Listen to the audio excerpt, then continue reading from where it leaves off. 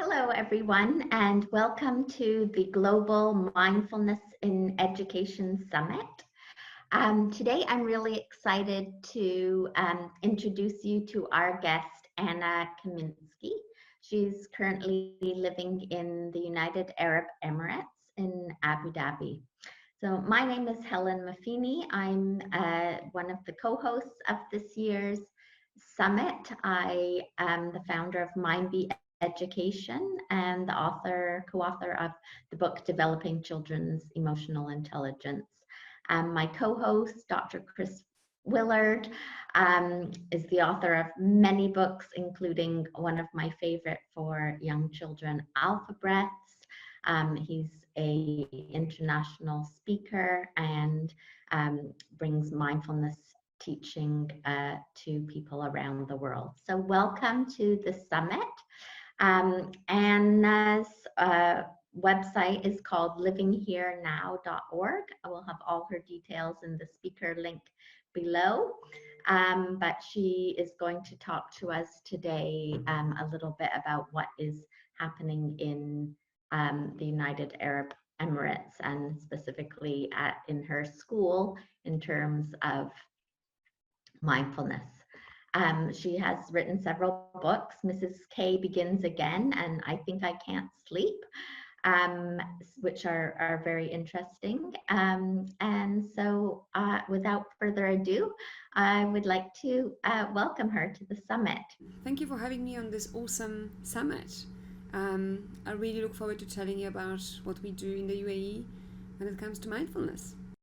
So just to start off, Anna, can you first tell us what was maybe your first experience with mindfulness, or how did you get into that field, maybe even before we heard that word or before you had heard that word? I actually happen to have quite a vivid memory of cloud watching, of just lying outside on a blanket or something, on the grass maybe even, and just watching the clouds go by. I think many kids naturally are quite mindful and do things with full presence, even though they've never been taught to. Obviously, we know we lose this ability. As adults, it does not come as naturally. We tend to live in our heads a little bit more. So what traditions does the UAE culture have of something like mindfulness? Is there some kind of cultural aspect that you think links to mindfulness? A while back, I attended a meeting that was organized by a local lady, and the meeting was to be about mental health issues, especially depression. And there was a number of her family members and her community members. So it was mostly an Emirati gathering. And we chatted a little bit about depression, and we spoke about mindfulness in the context of depression, and generally preventing mental health issues and kind of staying well, and those kind of things. So we had a lovely discussion. It was a few years back. So I have to admit, I was a little bit surprised with how openly people were willing to discuss mental health issues. The Emirati society is a traditional society. Like many others, mental health challenges are not willingly and openly talked about in public. This is changing. It is wonderful to see that this is changing recently. There is a huge effort made to allow space for this kind of discussion. But still, back then, it was something that was an exception rather than the rule. There were people of different ages present at that meeting, from late teens, say, all the way to 60s, 70s. And people were sharing their experiences, people were keen to get information, and I suppose just connect, in this context. Close to the end, I noticed there were two young ladies chatting to each other and sort of laughing. I joined this offline discussion saying, okay, what's funny? And they were telling me that their mum, who was present with us that day, but didn't participate because her understanding of English wasn't the best. But they translated a lot of it, a lot of what was going on to her.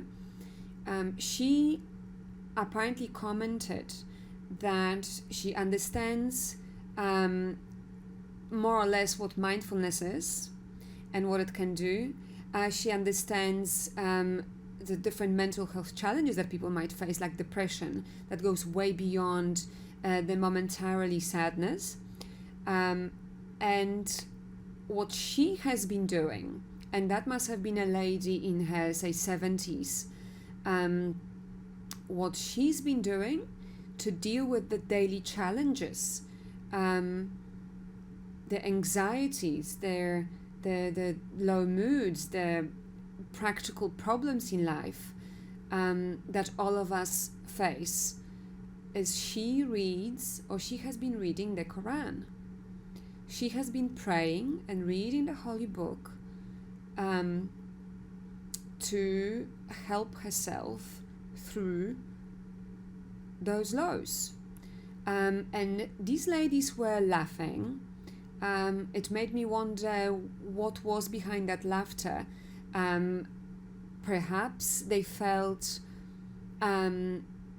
awkward translating what their mum said to me, who is a Westerner, and maybe they half expected me to be dismissive of this religious practice in this context, in the context of this discussion that was very heavily rooted in science. And perhaps they also felt that bringing prayer up as part of the discussion we were having just felt out of place. Maybe they saw it as old-fashioned and not science-based. We know now that there is a huge, we have known that really, we've sensed us as people for thousands of years, we have sensed that there is a great benefit to us from praying. There is the extremely valuable religious part to praying that is very important to people. That's one kind of side of it. But there is another very important one. The part of prayer, of the whole experience of engaging in religious rituals, that simply makes us feel better. It enriches us. It gives meaning to our lives. It brings us to here and now. And there is science now to show that this is indeed the case. So what we have known is now confirmed by science. So perhaps the discussion of religion that is so important to the people of the United Arab Emirates, maybe bringing that into discussion is very much relevant. So that was really a lovely experience and an interesting, I suppose, angle to it. Anna, can you tell us what is popular now, or what is growing in the area of mindfulness in the UAE? Are there different courses going on? Are schools being more accepted? Is there a difference between the local and the international school space? UAE is an amazing place to live. The community here consists of people from every corner of this planet. You, Helen, lived here. I know you used to live here, so you know what I'm talking about. I find myself very lucky to be enriched by this experience on the daily basis. The principles of mindfulness, those of kindness, those of openness, of suspending judgment, become so crucial when you live amongst people who are so extremely different to you. So, what challenges do you face where you are? I know sometimes it's difficult bringing these programs into school. Have you faced any challenges in the UAE? Located in the Middle East, that is currently ridden by conflict. And I cannot help but put the values of mindfulness in this context. The values of kindness to ourselves and to others, the values of non-judgment, of openness, connection, presence, are really, in this place and time, they are especially crucial. And what are the kind of exciting opportunities and developments that you see in the UAE in this area? The government in starting and keeping up the conversation going about mental health and well-being, and the government has introduced a variety of initiatives that are designed to support people's well-being. For example, Ministry of Happiness has been formed, and this is a body that has been tasked with ensuring that the people of the UAE are well. What this ministry does has touched on a number of different areas. For example, I know that they have teamed up with schools, and this is the bit that I'm a little bit biased here. It's important for me, not only because I work in a school, but also because I have children. And there have been a number of initiatives rolled out throughout schools to support students' well-being and to promote that conversation. There is money being invested in research. There international experts in happiness and well-being are being brought into the UAE to share their knowledge. I attended a lovely talk at the New York University in Abu Dhabi a few years back that was given by amazing international experts on happiness, and it is great to have that knowledge, that existing knowledge brought into this country. There's been a number of government policies that has been introduced again to promote well-being. At the very beginning of the school year this year, there was a law, if you like, introduced that allowed prisoners to accompany their children on their first day of school as part of this initiative.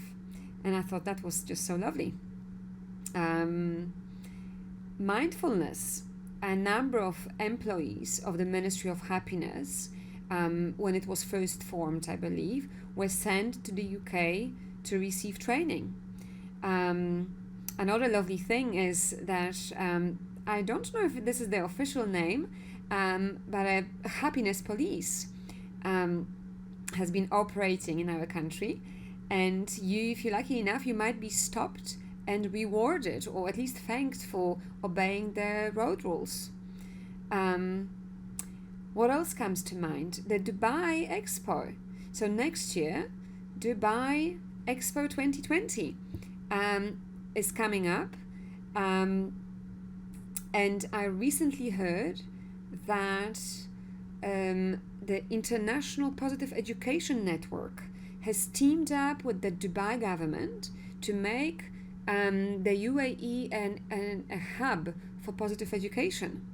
And I know you have worked in education, so you might know that the Positive Education Network and positive education as a way of teaching promotes mindfulness. So I am hoping that as a result of this involvement of International Positive Education Network with the government of Dubai and Dubai Expo, there will be a lot of spreading of mindfulness going on amongst the population and amongst our students in the UAE, because I know that there will be many opportunities for students in the UAE to get involved with the Expo 2020. Let's go a little deeper into how does mindfulness interact with the culture of the UAE? Locally, in Abu Dhabi, the capital of the UAE, a brand new state-of-the-art children's public library has just been opened. And I haven't been there yet, but I hear that it's an absolute paradise for all book lovers. And from the mindfulness perspective, it is a very exciting development too, because they are going to be mindfulness classes held at that library. There'll be yoga classes, and there's going to be an extensive selection of mindfulness books there, including my own, which is very exciting. So to have mindfulness introduced and permeate different aspects of our life as we go about our day, our children learn it at schools, they go to the library, they see it too. This is just wonderful for us to have. We are very spoiled. What is special about the school communities in the UAE and how it affects teaching mindfulness to them? Maybe you can go a little bit more in depth about that. Of the population of the UAE is not actually from here. Only about 20% of people who live in the UAE come from the UAE. The rest are expatriates. And because of these large numbers of expatriates, international schools are very popular here. And because I work in the educational system, I have to say that this example comes to me first. IB schools, International Baccalaureate Curriculum, that was originally created for families that move around the world a lot. They're popular here just because of the numbers of people who move around a lot. And the principles that are being taught through this curriculum are very much related to mindfulness. In fact, in this curriculum, mindfulness is being taught explicitly. We teach our students mindfulness practices, and we teach them about the impact and the importance that mindfulness can have in their lives. There are other principles that are taught in the International Baccalaureate curriculum, like being reflective or being open-minded. How important in this day and age is being open-minded, especially in a diverse society like this one, or being caring, or balanced for that matter. You cannot talk about being balanced and not mention mindfulness. You cannot talk about being balanced and not mention mental health. And there are many societies, including this one, where the conversation about mental health is not being heard publicly yet. And as a result of many things, the initiatives taken by the government, and from my perspective, the role that international schools or IB schools have in the way this society operates, we're changing that. This conversation is being had more and more openly. Another thing that's being taught and practiced and promoted through the IB curriculum is self-management. And one of the amazing benefits of practicing mindfulness is the ability to self-manage, to manage your own emotions, to manage thinking, to manage behavior. When you think about it in a wider context, self-management are life skills. And international schools teach all those crucial skills. Thank you so much, Anna, for joining us on the summit and sharing what's happening with us in Dubai and other parts of the UAE. We really appreciate you sharing your knowledge. And for those of you who want to find out more about Anna's talk, we'll have linked to her website and her books in her speaker bio. But thanks again for joining us.